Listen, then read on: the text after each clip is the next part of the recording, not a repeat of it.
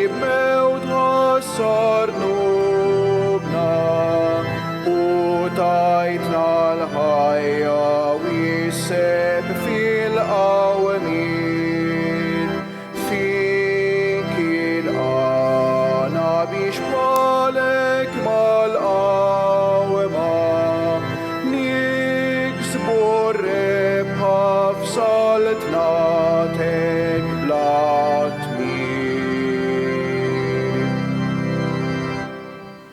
Fl-isem tal-Missier u tal-Iben u tal-Ispiritu Santu. Grazzi lilkom muslim minn Alla Missierna u Sidna Ġesu Kristu. U til-eżis l-lum qegħdin offru di l-Quddiesa għal-Ruħ Dorja u Viktor Zammit. U fil-Vanġelu ser naqraw il-ġrajja ta' Emmaus.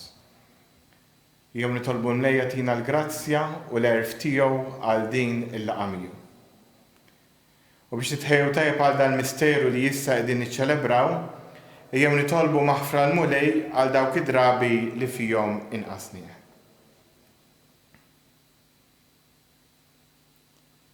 Mulej ħniena, Kristu ħniena, mulej ħniena.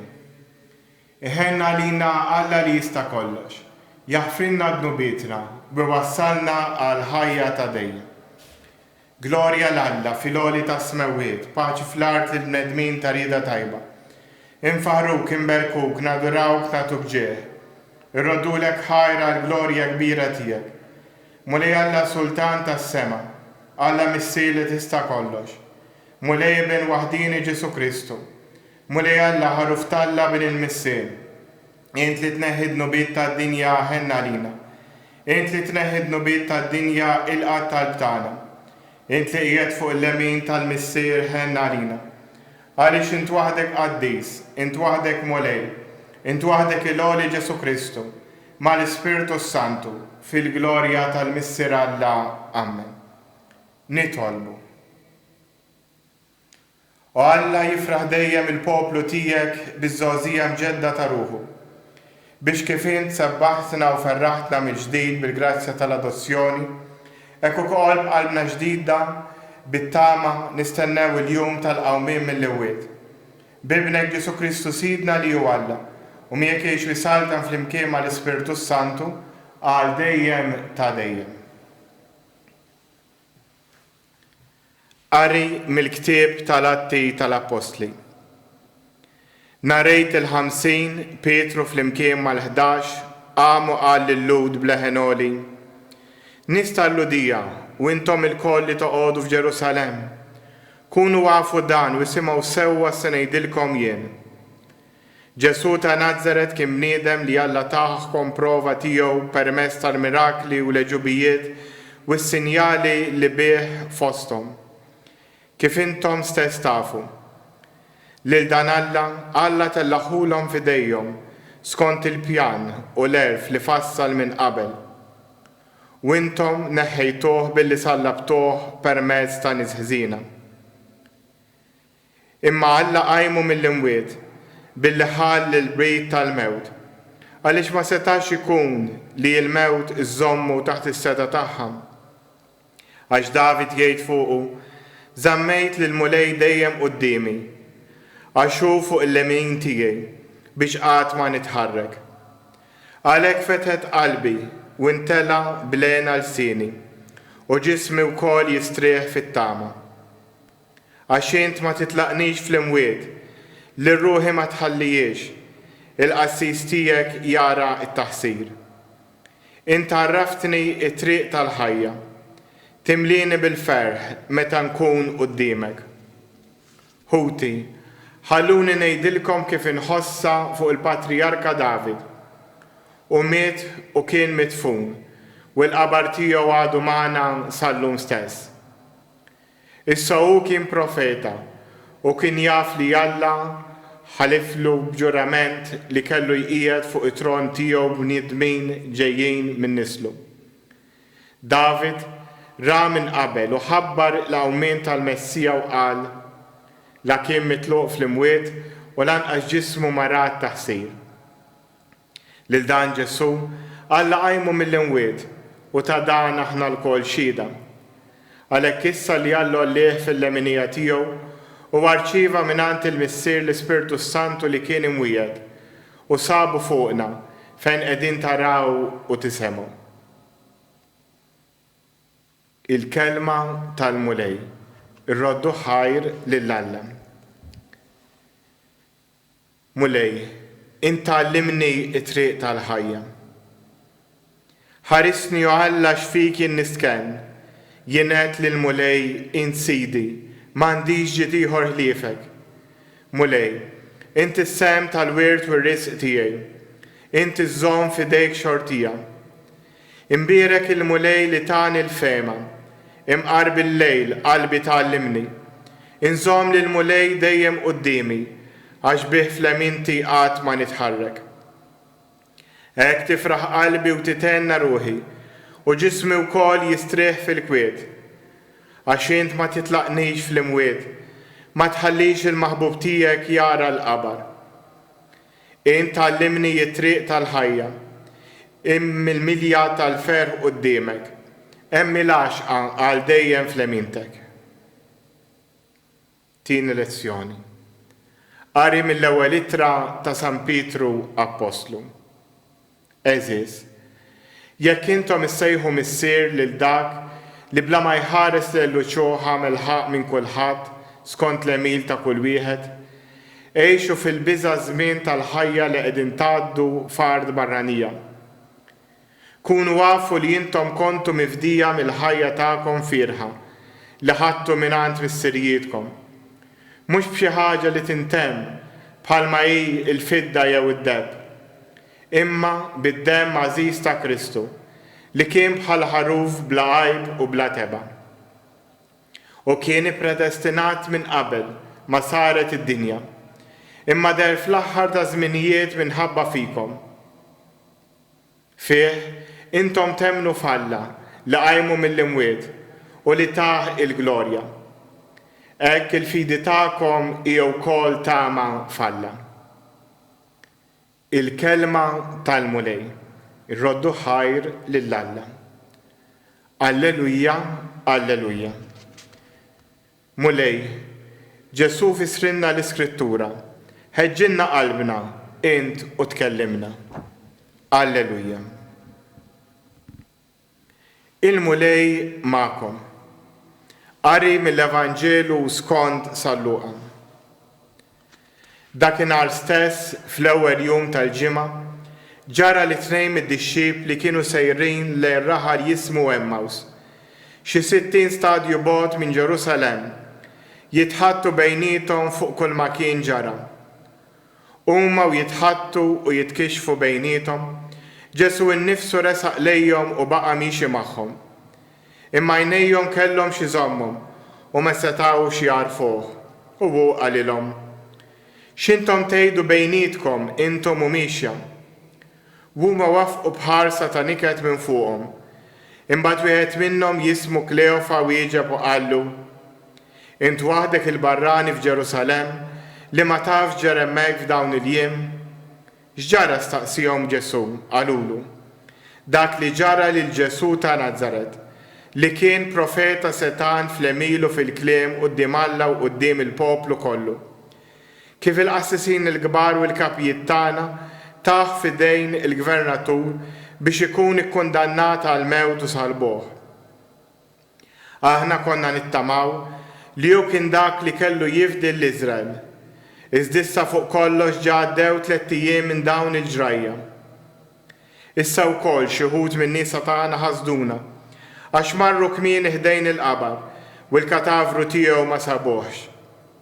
Ġew jgħidu wkoll li darulhom xi l-anġli u qalulhom li hu ħaj. Imbagħad marru ħdejn il-qabar xi wħud minn tagħna u sabu kollox kif kienu qalu n-nisa, imma lilu ma rax.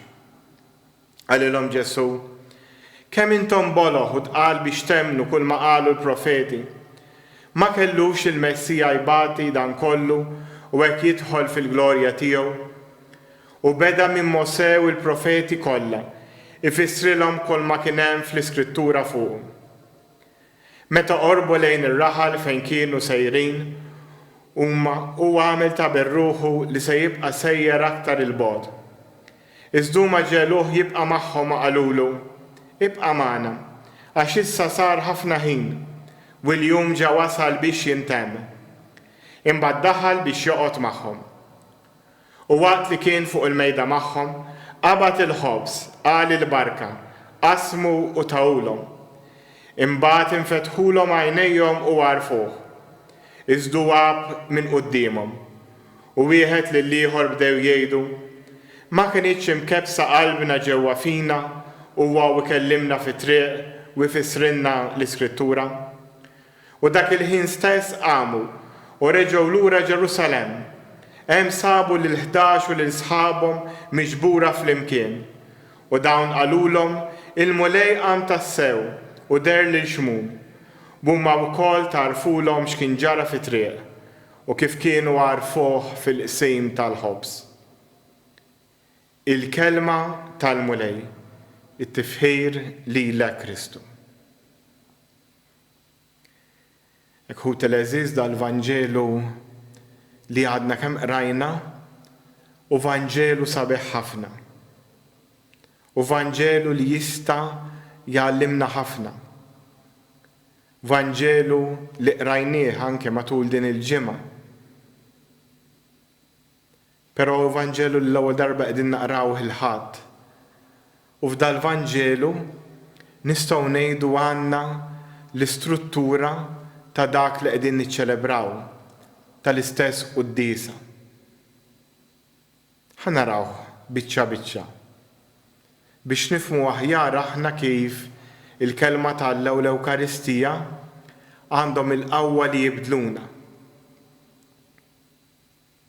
Mela għandek dawn iż-żewġ dixxiepli, Kleofa u ieħor m'għandniex ismu, li għadhom kemm kellhom l-esperjenza tal-passjoni, tal-mewt ta' Ġesu u kellhom ukoll xi aħbar li qalu li mhux hemm u li qam. Din l-aħbar kienet ġejja minn nisa. Però dawn id-dixxiepli għalkemm kienu jafu sew x'kellu jiġri, kienu jafu li Kristu kellu jbati u jqum, imut u jqum,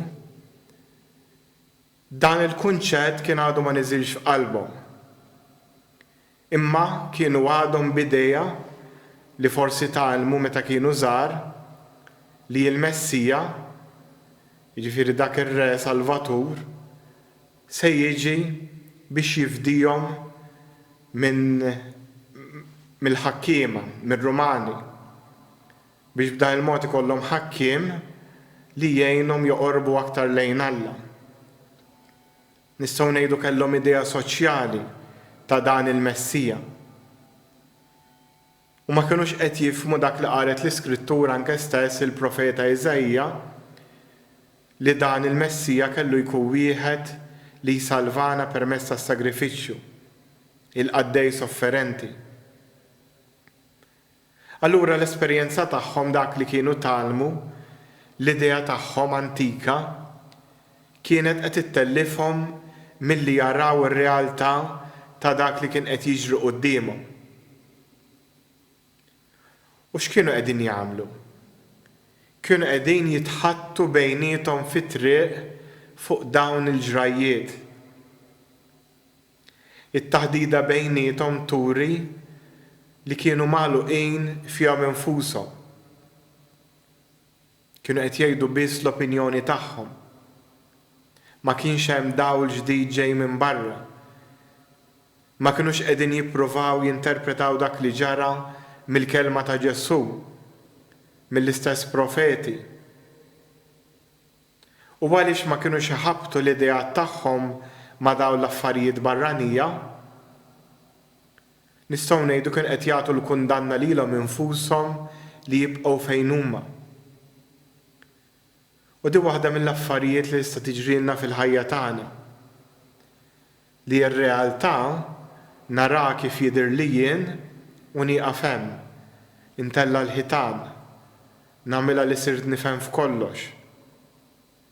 Ma nippruvax inħabbat l-idejat tiegħi ma' toħrajn, mal-kelma t'Alla. ma' dak li jgħalmu x-xjenzi. Jekk hi attitudni mal-psikoloġija, jekk hi kif nagħllem l-tfal mal-metodi edukattivi, jekk kif inġib ruħi mal-oħrajn xjenzi oħra. Nibqa' magħluq f'dak li naf, u allura nibqa' fejn jien, ma nagħmilx progress fil-ħajja tiegħi. U f'dejt ċirkustanza mbagħad Ġesu jiġi minn warajhom bil-mod, jekk jgħidilna l-Grek u jilħaqhom, u jibda miexi bil-mod il-mod magħhom. Bħal meta jaħrab xi żiemel, jekk tmur minn quddiem u confrontation, dak ħajonfor aktar u aktar jirvilla.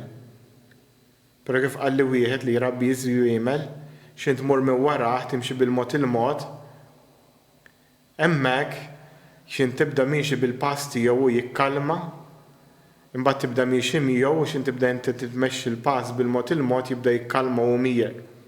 U hemmhekk tkun tista' taqbdu u timmansah. U l-istess għamel Ġesu. Mar minn wara, laħaqhom u daħal fid-dialogu magħhom. X'indaħal fid-dialogu magħhom Ġesu ma tuhom l-ebda soluzzjoni. X'għamel? Ħalla lilhom jesprimu l-esperjenza tagħhom kif inhi, mingħajr ma ndaħal, mingħajr ma tuhom soluzzjoni u qalilhom jienu qomt full stop. L-istorja kienet tieqaf hemm. Però Ġesu ta' edukatur tajjeb li kien ħalla lilhom jgħidu tagħhom, imbagħad wara l-qalu tagħhom beda jagħtihom ftit dawl mill-kelma t'Alla. U hawnhekk il-qalb tagħhom bdiet titħeġġeġ. U l-istess jiġri lilna xi niġu għal Quddiesa tal-Ħadd bħalissa f'ċirkustanzi differenti anke permezz tal-YouTube, tat-televiżjoni, xi niġu għal din il-Quddiesa tal-Ħadd u ta' matul il-ġimgħa niġu kif aħna u nħallu l-kelma t'Alla tispirana. Inħallu l-kelma t'Alla tħeġġiġna għal affarijiet ġodda.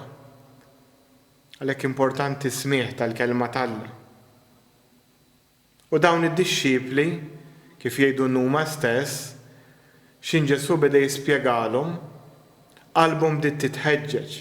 Kien hemm l-ewwel shift, l-ewwel bidla fil-qalb. X'ġara wara? Wara li kien hemm din il-bidla fil-qalb, waslu fil-post fejn kellhom jaslu daw dixxipli. Ġesu jixtieq jibqa' magħhom, però l-Vanġel jgħidilna jagħmel ta' bir-ruħu jrid jibqa' sejjer. Jekk għamel ta' bir-ruħu, xtaq imma għamel ta' bir-ruħu. U għaliex Ġesu jagħmel ta' bir-ruħu biex mill-ġdid huma jieħdu l-inizjattiva. Kienet drawwa tagħhom. U hawnhekk nitgħallmu li anke dak li nixtiequ il-mulej jippretendi xi kultant li aħna nieħdu l-inizjattiva tagħna, li aħna noffru l-ftit tagħna biex imbagħad b'dak il-ftit u jagħmel opri kbar. Il-parabola tal-5 ħobżiet u 2 ħutiet.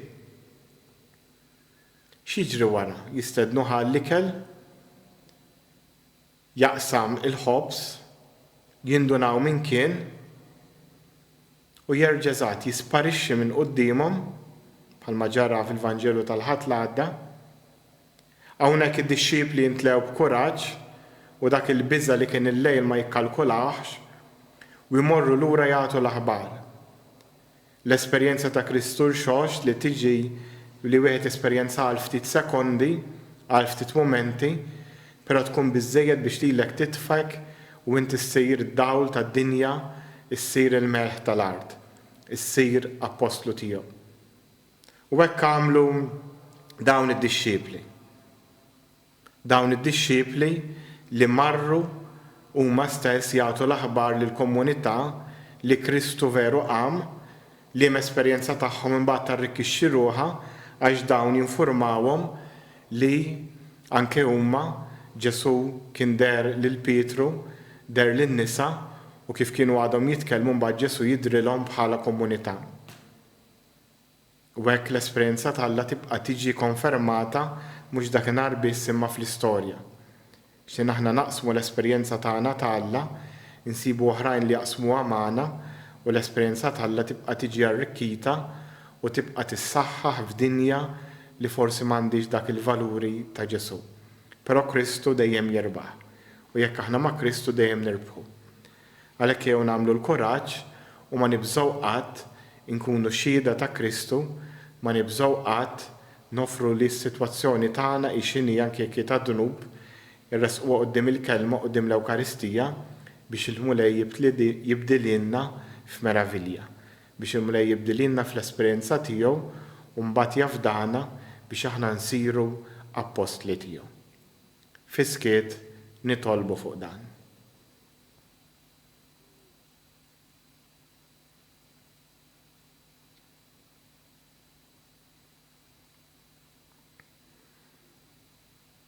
Wejjew issa nistqarru flimkien il-fidi tagħna.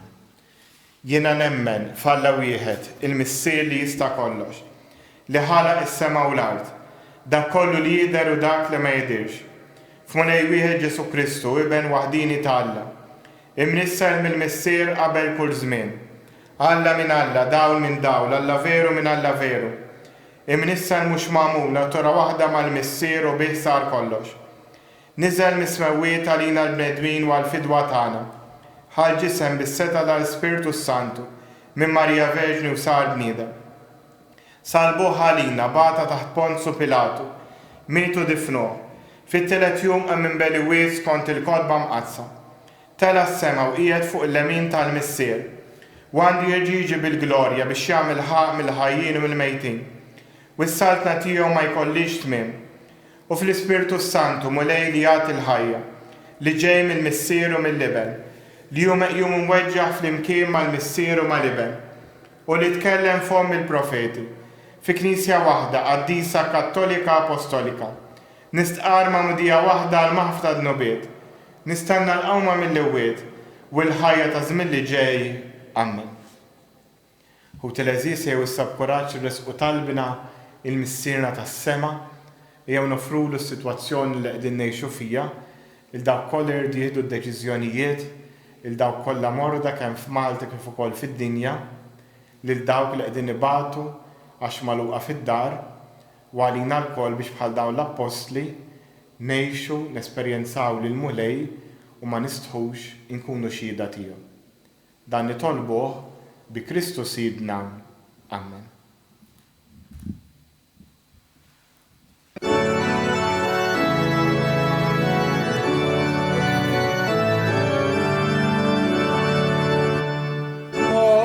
Alleluia, alleluia, alleluia. Alleluia, alleluia, alleluia. Ikbarena fi qlubna u bit-tama, taħajjohran faruk si-3. Alleluia, alleluia, alleluia. It-talbut bil-sagrifiċċju tiegħu tagħkom ikun joġob l-Alla l-Missier li jista' kollox.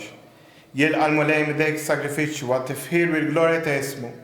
Għat-tiġijiet tagħna u tal-Knisja mqazza kollha tiegħu. Ilqa' mulej l-offerta tal-Knisja ferħana. Għatja li tgawdi lena ta' dejjem. Int li tant għamilt magħha biex tifraħ. Bi Kristu Sidna. Il-mulej magħkom. Nerfgħu qlubna l fuq. Niżuħħar lill-mulej Alla tagħna. Sewwa xieraq tas-sew mulej tajjeb u daġi tas-salvazzjoni tagħna. Li dejjem nistqarru l-glorja tiegħek. Iżda ferħ akbar inxandruha f'dan iż-żmien li fih ġie sagrifikat Kristu u l-ħaruf tal-Għid tagħna. Wara s-sagrifiċċju u l-mewt tiegħu u qam biex ma nimqumx aktar. Issa bħala vittma dejjem ħajja, bla qiegħda joffrilek lilu nnifsu għalina u bħala avukat tagħna ma jaqafx jidħol għalina quddiemek. Għalhekk dan il-ferħ tal-Għid imxerred ma' kull imkien fid-dinja, il-bnedmin kollha jimtlew bil-għena u l-qawwiet tas-sema ma' setat tal-anġli jinxġulek innu ta' glorja u bla qiegħda itennulek. Quddies, Quddies, Quddies, mulej Alla tal-eżerċiti, is-smawiet u l-art mimlija bil-glorja tiegħek. Osanna fil-għola tas-smawiet, imbierek minn ġej f'isem il-mulej. Osanna fil-għola tas-smawiet. Quddies tas-sew int mulej, inti l-għajn ta' kull qdusija. Qaddes għalhekk nitolbuk dan l-offerti bil-barka tal-Ispirtu tiegħek biex isiru għalina il-ġisem u d-dem ta' Sidna Ġesu Kristu li meta kien se jingħata biex mir-rajħ ibati ħal ħobs, radd il-ħajr, qasam, tal id-dixxibli tiegħu u qal ħudu u kulu il-kol minn dan għax dan huwa ġismi li jingħata għalikom.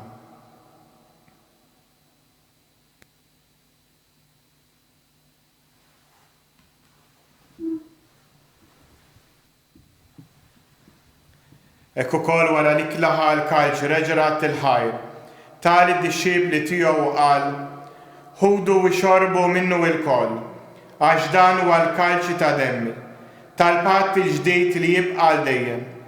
Id-dem li jxerret għalikom u għal-bnedmin kollha l-maħfra ta' dnubiet. Għamlu dan b'tifkira tiegħi.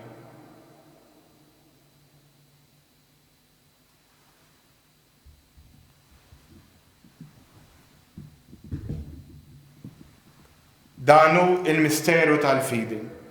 Inħabru l-mewt tiegħek mulej, inxandru bil-ferħ l-qawmin tiegħek, nistennewk sa ma tiġi fil-glorja. Għalhekk aħna nagħmlu dan tifkira tal-mewt u l-qawmin ta' Sidna Ġesu Kristu, nafrulek mulej il-ħobs tal-ħajja u l-kaġ tas-salvazzjoni. U rraddulek ħajr, għax oġbok tilqana qudiemek biex naqduk. U miċ-ċakontana nitolbu li l-Ispirtu Santu jaqadna f'ġisem wieħed, li jina nieħdu sem il-ġisem u d-dem ta' Kristu. Ftakar mulej fil-Knisja tiegħek imxerda mad-dinja kollha, wettaq fl-imħabba, fl-imkien mal-Papa Franġisku, l-Isqof tagħna Marju u mal-Ministri tiegħek kollha. Ftakar ukoll f'ħutna li raqdu bit-tama tal-qawmien, ftakar f'Dorja u Viktor Zammid, ftakar fil-mejtin kollha, daħħalhom quddiemek fid-dawl tas-seb tiegħek. Ħenna lina l-koll nitolbuk, għati lina l-koll il-wirt tal-ħajja ta' dejjem, flimkien mal-Verġni Mqazza u Malla Marija, żewġa Ġuseppi l-Apostli u l-Qaddisin kollha li jgħix fil-ħbiberija tiegħek sa mill-bidu tad-dinja. Għamel li magħhom, infaħruk u nsebħuk b'Ġesu Kristu ibnek. Bi Kristu, ma' Kristu u fi Kristu, jingħata lilek Alla missier li tista' kollox, flimkien ma l-Ispiritu Santu, kull ġieħu glorja għal dejjem ta' dejjem. Immexxija mill-istess Spiritu li mexxa lil Ġesu, ejjew nitolbu t-talba li hu stess għallimna. Missierna li inti fis-smawiet, jitqaddes ismek, tiġi saltnatek, ikun li trid int kif is-sema hekk fl-ard. Ħobsna ta' kuljum għatina llum, aħfrinna dnubietna, bħalma naħfru il-minu ħati għalina. La ddaħħalniex fit-tiġrid, iżda ħlisna mid-deni. Ħlisna jitolbuk mulej minn kull deni. Għatina fit-tieba u l-ħnina tiegħek il-paċi fi żmienna, biex inkunu ħielsa dejjem midnub u mħarsa minn kull inkwiet. Aħna u nistennew u nittamaw ilena u l-miġġa tas-Salvatur tagħna Ġesu Kristu, għax tiegħek jissaltna l-qawwa u l-glorja għal dejjem. Mulej Ġesu Kristu li qed l-apostli tiegħek, inħallilkom is-slim, nagħtikom is-slim tiegħi. La tħares lejn dnubietna, iżda ħares lejn il-fidi tal-Knisja tiegħek. Għatiha slim u l-għaqda li jien trid fiha, int li tgħix fis-saltan għal dejjem ta' dejjem. Il-paċi tal-mulej tkun dejjem magħkom. Għatu l-paċi lil xulxin. Ħaruf ta' Alla li tneħħi dnubiet tad-dinja ħenna lina. Ħaruf ta' Alla li tneħħi dnubiet tad-dinja ħenna lina. Ħaruf ta' Alla li tneħħi dnubiet tad-dinja għatina l-paċi.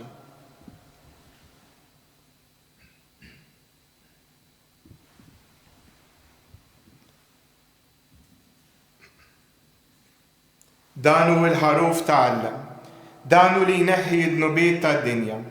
Ħenjin dawk li huma mistiedna għall-ikla tal-ħaruf. Mulej, ma jistħoqlix tidħol taħt is-saqaf tiegħi, iżdejt biss kelma waħda u ruħi tkun imfejqa.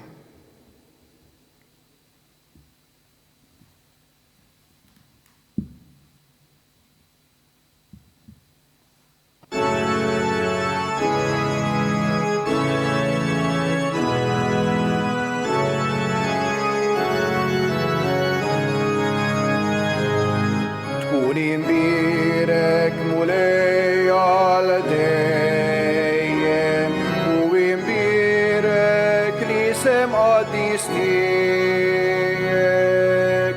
Alleluja,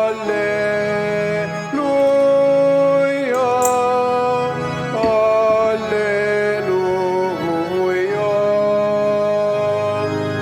Int li ħlaqti s-sema u l-ard, Alla kbir mulej dal-għaloni, Sultan qawwi, tkun imbirek mulej, tkun imbirek mulej għal dejjem u imbirek li sem qaddis tiegħek.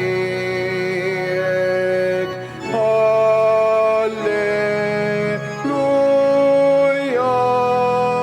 alleluja.